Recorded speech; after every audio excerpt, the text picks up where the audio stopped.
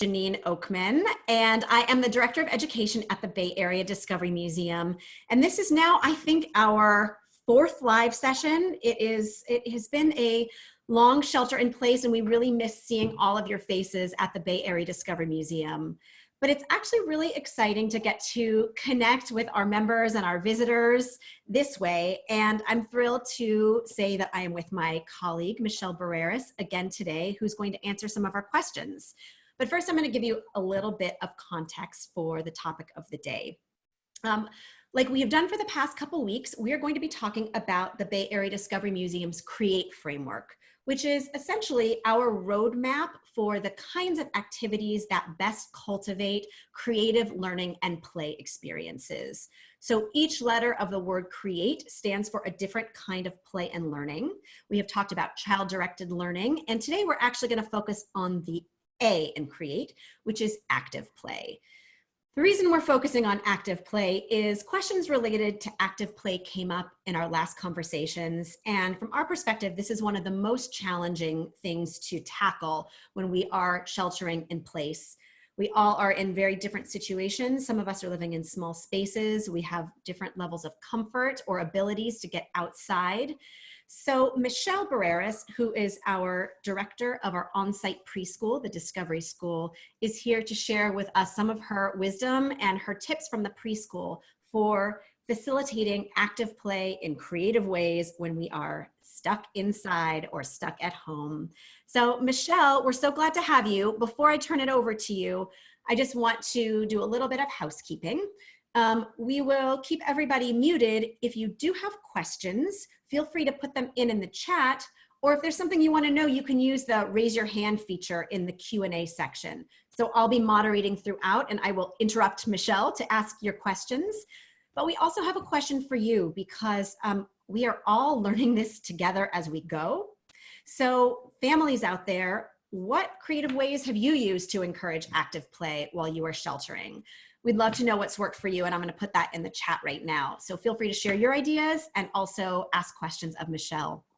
Michelle, so glad to see you. Take it away. Good to see you, Janine. Thank you so much for that introduction. I also want to just give sort of an outline of what I'm going to talk about first before we sort of engage in the back and forth conversation. I just wanted to sort of share that I'm going to talk a little bit about why do children need active play, because I think understanding the why behind it helps us understand why it's important for us to make time for it and space for it. I'm also going to share a little bit about motor skill development and what that looks like at the different ages and stages. And then we'll go into some more of the activity ideas as they relate to children's development. So one thing to just sort of mention is that children's brains and bodies actually develop in tandem. So moving the whole body is essential for healthy development and for learning. And as many of you know who have young children, it's also innate. Children are going to move because they need to move. They are developing their brains and their bodies, and that's why they're moving. We also know from research that motor skill development is also linked to school readiness. So preschoolers who have shown good fine motor and gross motor skills actually have better social behavior and better self-regulation skills as well. So that's sort of a broad outline of why children need the active play. And then now I'm going to go into a little bit about the development, children's physical development. When you think about a child's development, the whole child is actually the cognitive, the social, emotional, and the physical. And we're just going to focus mostly in on the physical, even though they aren't really separate, they all do connect, but we're going to kind of tease it out. And when we talk about physical development, we're talking about both large muscle body movement and skill development, and also fine motor skill development. Development occurs in a sequence, and it occurs in a certain timing that's very individualized, and it's based upon a person's culture and their individual differences. So the other thing to remember about children is that they are active learners. They have to do to learn, and play is really their vehicle for learning. So that is why they're always moving and doing. The other key to hold is that physical development is essential to all aspects of their development, and they need a variety of motor activities to develop. So I'm going to add in a couple more things here to hold, is that sensory development is also critical to brain development. I'm going to talk about these two extra senses that we don't often hear about, because the development of those two in particular occur during physical activity. So just to keep in mind, beyond your regular 5 senses, there's the proprioceptive sense, which is your sense of your body and position in space. And those sensory receptors are in your muscles, your tendons, and your joints. And then there's the vestibular sensory development, and that's your body's relationship to the earth or to gravity. And that's happening in your inner ears. And that helps you know if your body is leaning or falling, or if it's standing still.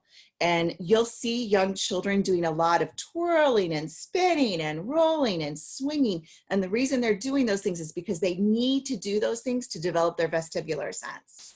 So before I get into particular ages and stages of development, I just want to add that we need a balanced diet. So we need time for non-active activities as well as active activities. And depending on the ages, we need the adult-led activities, more or less, depending on the ages, and then child-directed, or some might say unstructured activities for children. So just be thinking about a balanced diet as well. Michelle, I want to share aloud a couple of the things that have been coming in the chat, because there's some really creative ideas happening here. And thank you to Abigail and to Alice who've shared these. There was a talk of hacking a hammock, a camping hammock, to create a sensory swing. So some of that spinning and that just the child-directed sensory play that can happen when there's a ability to hang something in a doorway.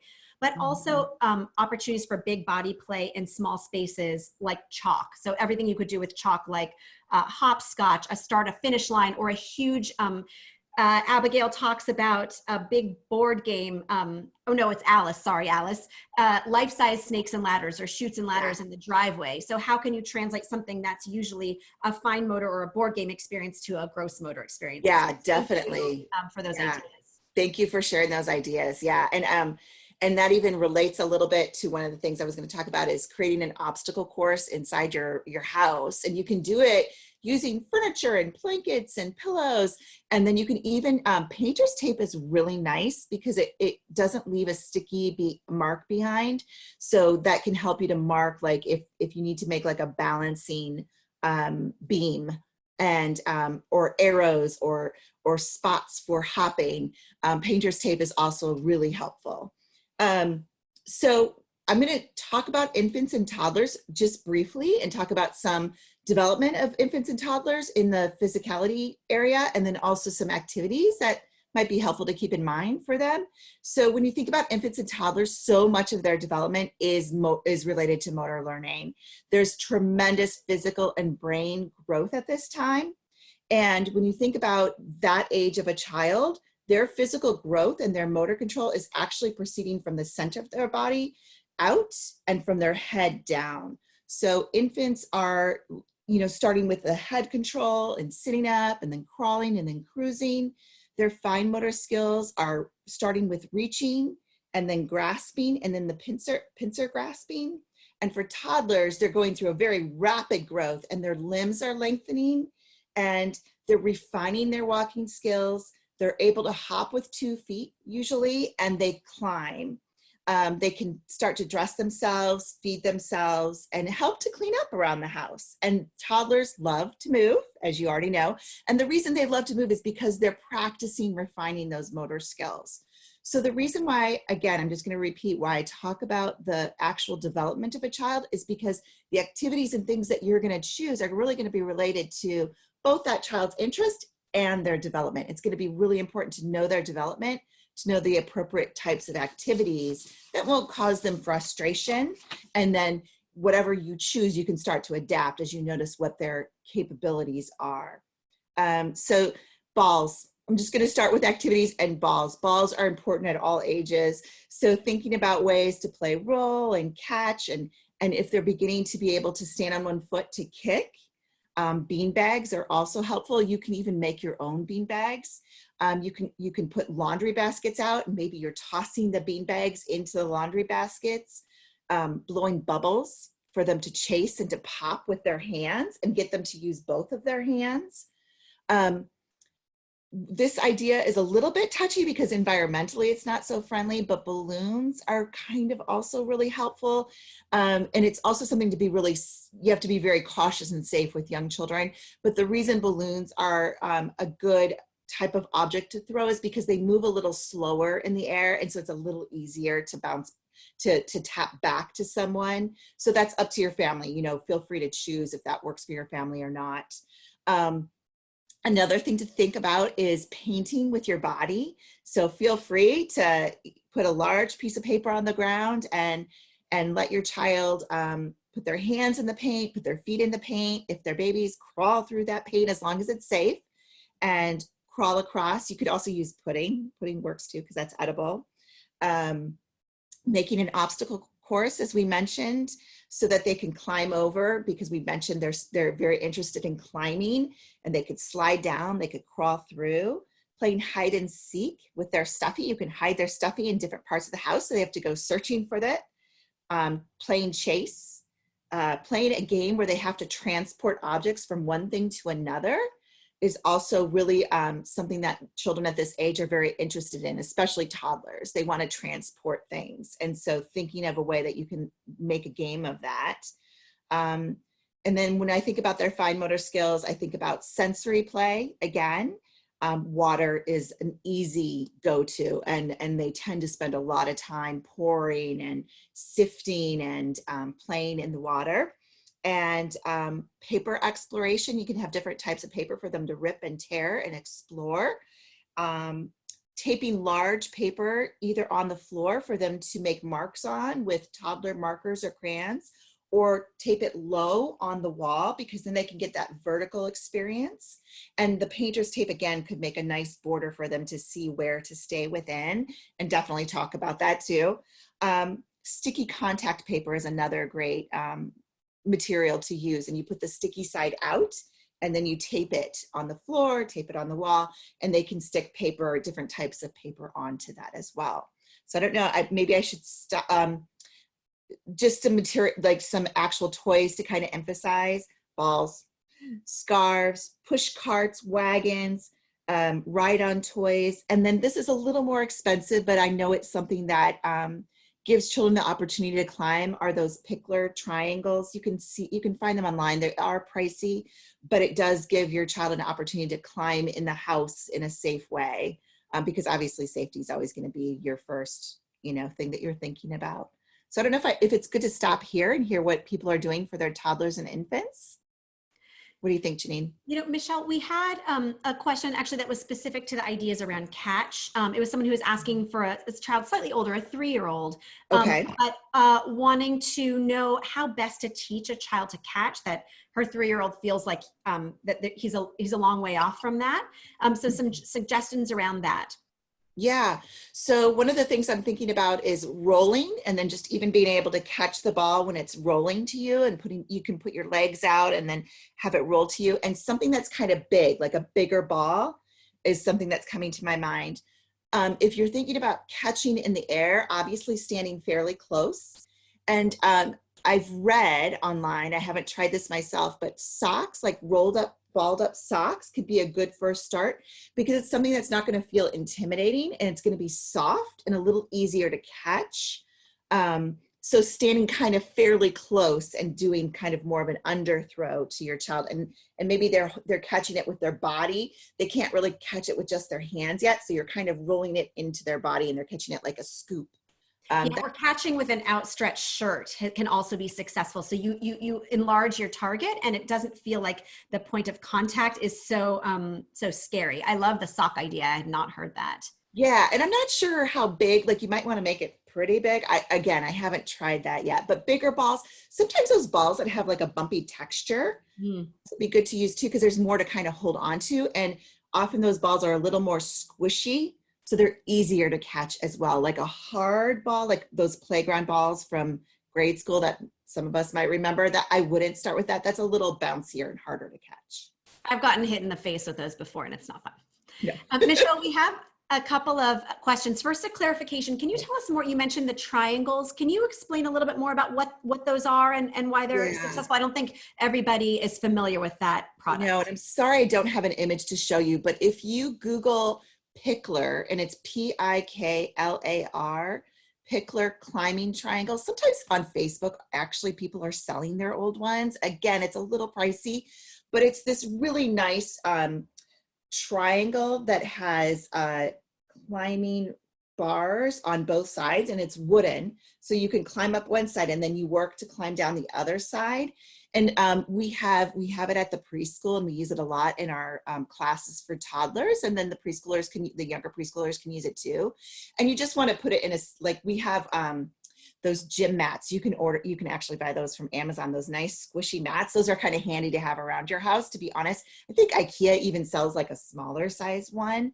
But you can even put that underneath and just kind of make yourself available to your child as they're exploring, learning how to climb up and twist and turn down the other side. Great. And I'm sure there are lots of hacks for how to do that, how to practice those climbing skills, even on stairs in your home, if there's a step ladder and that's developmentally appropriate for your child. Michelle, we also have a question about from a parent who is trying to think about ways that active play can help facilitate teamwork with a 2-year-old and a 4-year-old, or a team building. And I think all of us who have siblings at home right now are looking for ways to encourage collaboration and teamwork among family groups, particularly sibling groups. What ideas do you have for that? Yeah, oh, that's a really good question. Remind me the ages again. 2 and 4. 2 and 4.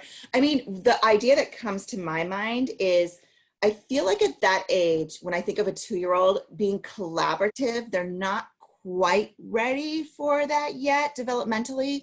And a 4-year-old is just kind of more learning about how to be collaborative. So one of the things I'm thinking is have the 4-year-old help you to make the obstacle course for the 2-year-old, so that it's developing that empathy and that collaborative culture, but they're not working together necessarily. I'm trying to think of ways where they're kind of working together without noticing they're working together. Maybe there's a game too. Oh, I know that we have like a game where they're, I was going to get to this with the preschool age, where it's like a game where they're taking objects and sorting them on the other side of the room. Like you have a bunch of objects on one side of the room, and then you have baskets, containers for them to take them from that side and then run to the other side and put them in. That could be something they could do together. And the expectations would just be slightly different for the ages, but maybe you have a song on and they have to do it together before the song ends. But you just definitely want to emphasize where they're not feeling pressure or stress, and then the blame could come in that, oh, you made it, we couldn't do it, it's your fault. So just being mindful of that. It makes me think that the hide the stuffy, or those kinds of like hide and seek games are a great way to engage an older sibling in creating something for the younger sibling. The younger sibling can even work with you to hide something for the older sibling.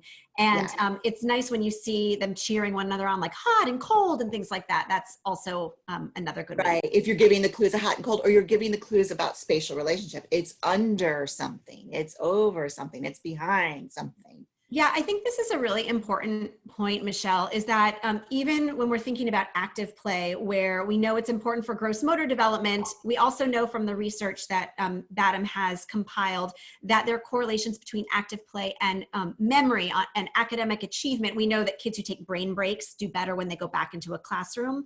Absolutely. But active play is also an opportunity to introduce vocabulary and get children to make observations. I think the spatial vocabulary you're mentioning is really important.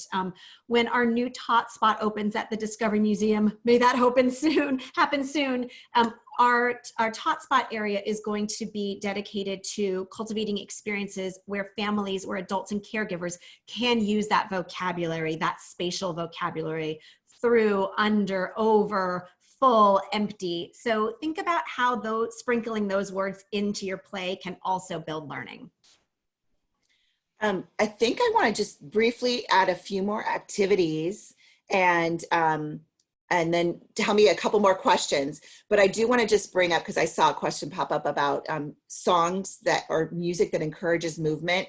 And so I want to make sure that we're definitely talking about that. So when you think about preschoolers, they're just, again, refining those same motor skills even more so, and they're able to run and skimp and ride bikes and scooters. They can button zip and make marks. But so I'm going to say those same activities I just mentioned, and then even a little bit more. Online yoga, I know there's so many resources of children's yoga online, so I would look into some of those.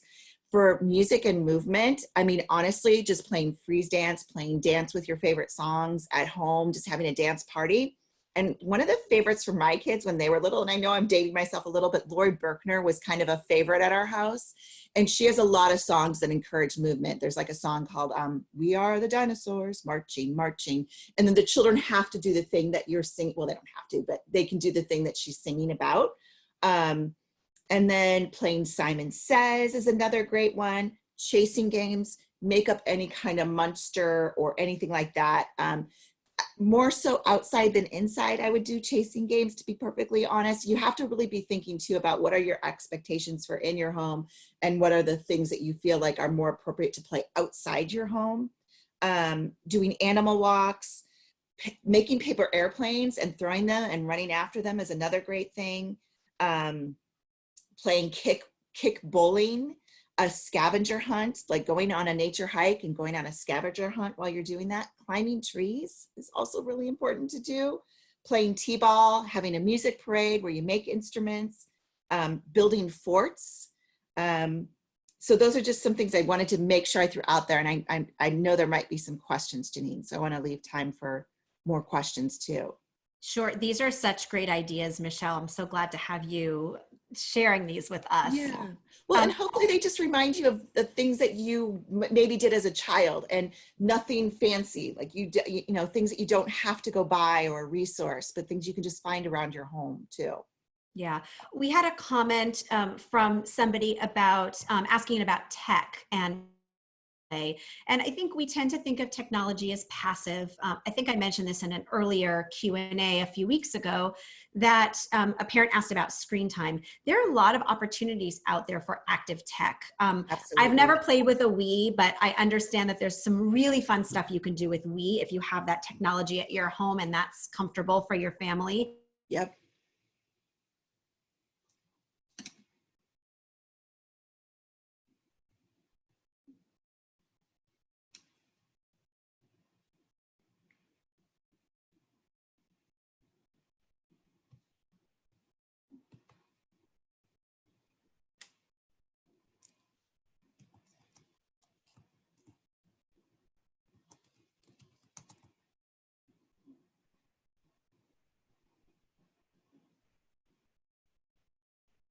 Okay, I think I'm still able to move. I'm sorry, Janine froze, so I wasn't sure if anyone could hear me. So I see there's a question about being barefoot. Absolutely.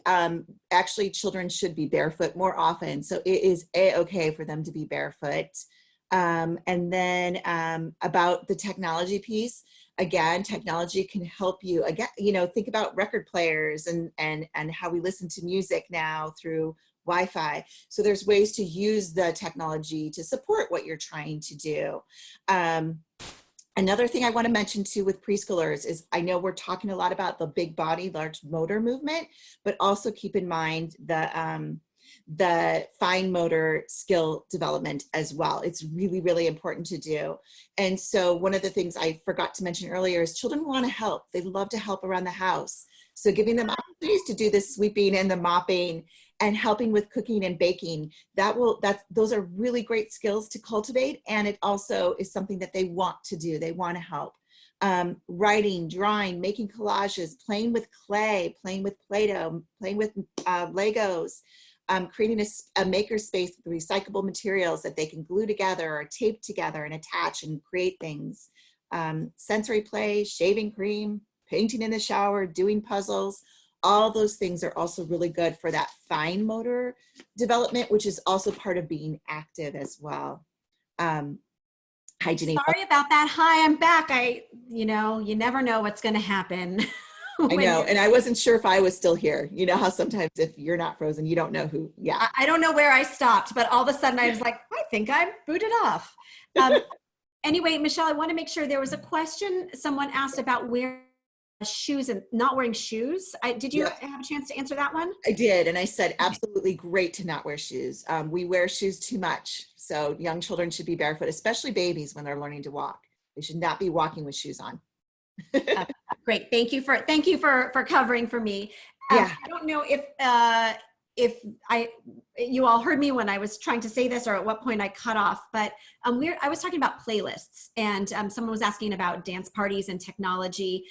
We have invited my children to all name a couple of songs that they want on a playlist, and we have a dance party playlist, and we can keep adding to it and changing it, and it's really fun because the children get a choice. We all have a choice when our songs come on. It's very exciting, and just back to that in-home dance party and the use of very simple technologies. Yeah. You know what else it makes me think of? I used to have one of those little mini disco balls that you can plug in, and it actually surprisingly makes a really big light show. So just to Oh, change it up a little, make it really fun and exciting. Dress up. I've seen people do that on Facebook and social media posting that they've dressed up for their dance parties. fun. That's really fun. Costume dance parties. Yeah. Yeah. Michelle, it doesn't look like we have too many more questions. I'll give a Okay. couple of more minutes if there's anything else that others want to ask or want to know from Michelle. And Michelle, while we're waiting for any last questions to come in, do you have some final words of wisdom for us about active play? Mm. I just want to repeat again how vitally important it is for development, for overall development, and that it's really about a balanced diet too. So, and each child might like if you see really observe your child, they're going to tell you kind of what their needs are, and if they're really seem like they need to move, that might be a good signal to you that, oh, this is a good time to be outside. For some families, for many families, they think of sort of a flow or a routine for their day. And that also helps the child to know. You could even put up a picture schedule so they know this is the time that we're going to do these kind of more quiet activities or non-active activities. This is when our active time is coming. And again, be willing to change it up and be flexible, because depending upon the day or timing, you might need to change it. I know for me, I find that's happening for me a lot. There's times where I feel energized during this period, and there's times where I feel really kind of more low energy, and I'm trying to really respond to my body. I noticed that someone mentioned they want to know the two extra sensory development areas. It's proprioceptive and vestibular. Easy to find online and read a lot about.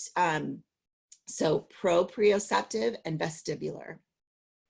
And the other question was about children who play independently. If they're not actually turning to the parent or the caregiver for help, should she jump in, or should she let them kind of run wild, or their imaginations run wild without, Yeah.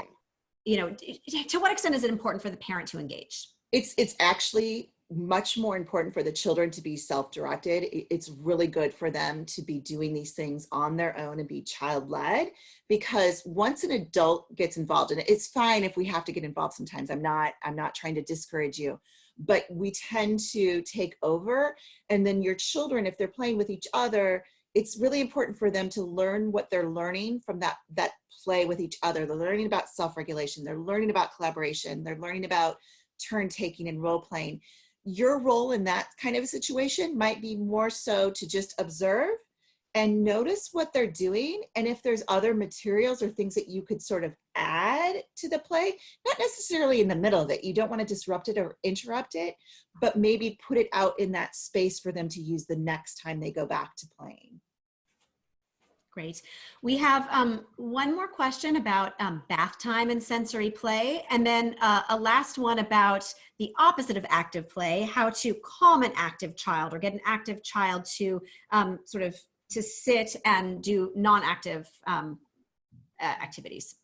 Okay, so sensory play in the bathtub, that's a great space. I mean, I know advice my sister gave to me when my 3 children were young was anytime you sort of feel like you don't know what to do at home, just put them in the tub because they'll be really entertained for a long time.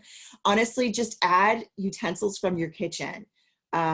Basters, turkey basters, measuring cups, sifter, like strainers, and things like that. Paint, sometimes they might sell specific for the bath, but you could also read and see if it's washable and safe for your tiles. But painting on the walls is also really fun for children to do while they're in the bath.